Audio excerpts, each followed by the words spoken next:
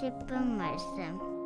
요한복음 16장 1절부터 15절입니다. 1절 한 절 읽겠습니다. 내가 이것을 너희에게 이름은 너희로 실족하지 않게 하려 함이니. 요한복음 16장은 계속해서 예수님의 죽음과 부활 이후에 부재시에 벌어지게 될 제자들에게 닥칠 일들에 대해 말씀하고 계십니다. 예수님의 죽음과 부활 그리고 승천하심은 예수님의 부재를 말하는 것이 아닙니다. 비록 예수님의 몸이 이 땅에는 없지만 성령님을 통하여 예수님의 임재가 능력이 확대가 되는 것입니다. 지금 저와 여러분들이 살아가는 이 시대는 예수님의 임재가 성령님을 통하여 더욱더 확대된 삶 속에서 살아가고 있습니다. 주일날 교회를 통해 듣는 말씀이 그리고 매일마다 스스로 묵상하는 말씀이 내 삶 전체에 예수님의 임재가 능력이 퍼져나가길 기도합니다. 오늘 본문은 크게 세 부분으로 나눌 수 있습니다. 첫 번째, 예수님을 믿기 때문에 세상으로부터 오는 고난에 대해 알려주십니다. 두 번째, 제자들의 현재 영적 상태를 기록하고 있습니다.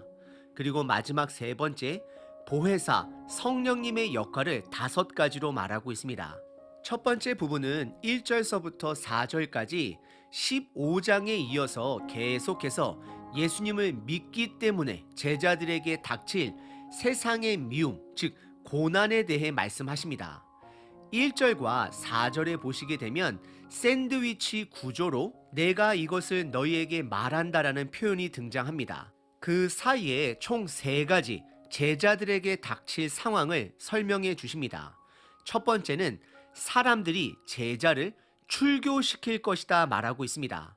그 당시 이스라엘 공동체에서 출교된다라는 것은 사회적으로, 종교적으로 사형 선고를 받는 것입니다. 그들은 더 이상 이스라엘 공동체 안에 들어올 수가 없게 되는 것입니다.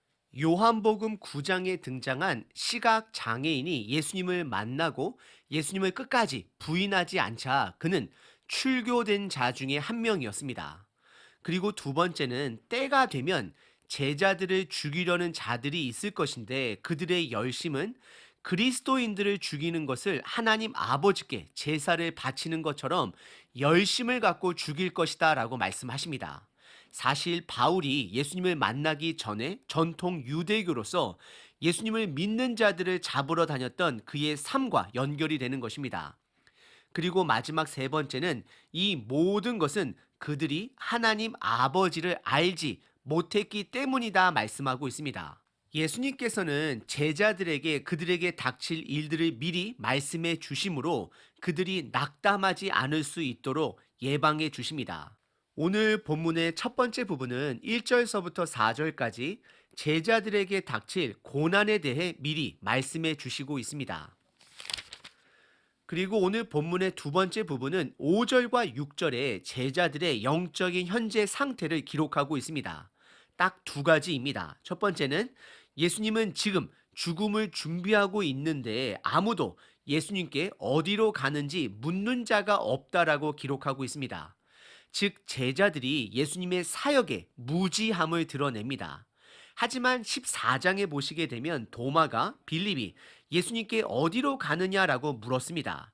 하지만 그들의 물음은 예수님의 떠나심을 죽음으로 깨닫지 못하고 그들의 편의대로 생각하는 떠남을 물어본 것이므로 예수님께서는 묻는 자가 없다라고 말씀하신 것입니다.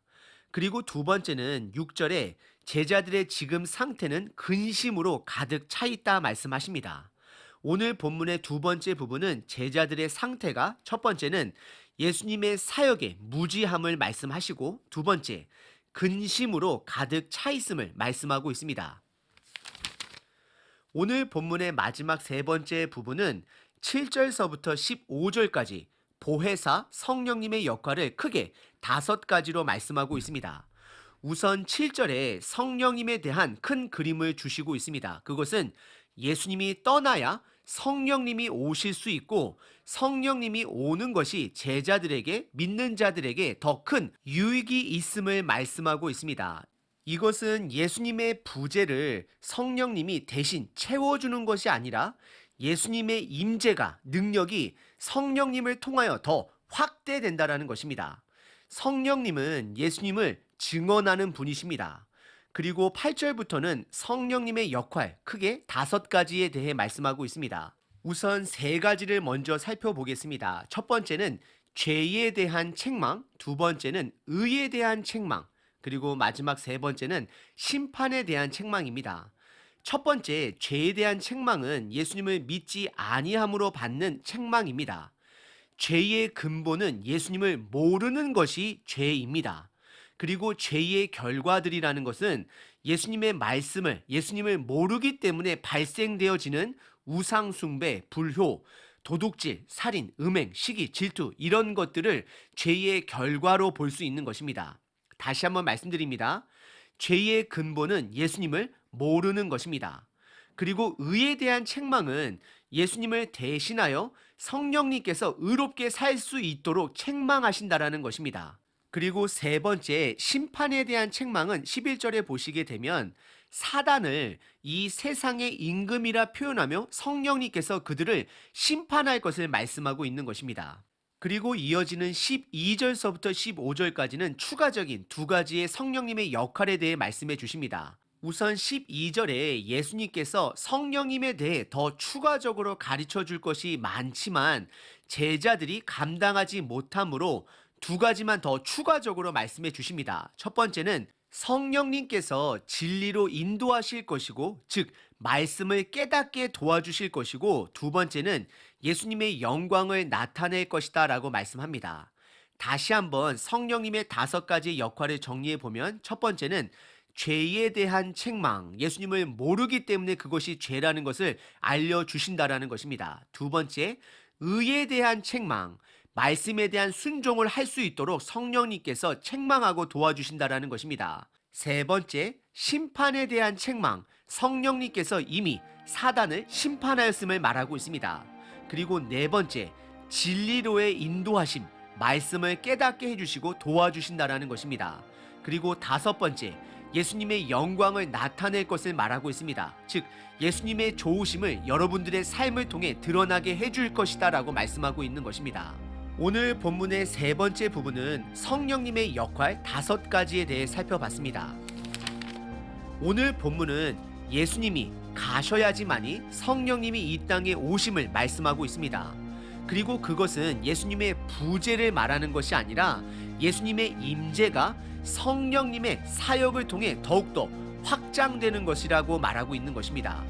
우리가 말씀을 듣고 묵상하는 것은 그 말씀의 능력이 성령님의 도우심으로 우리 삶 전반적으로 흘러가고 확대해 간다라는 것을 말씀하고 있는 것입니다.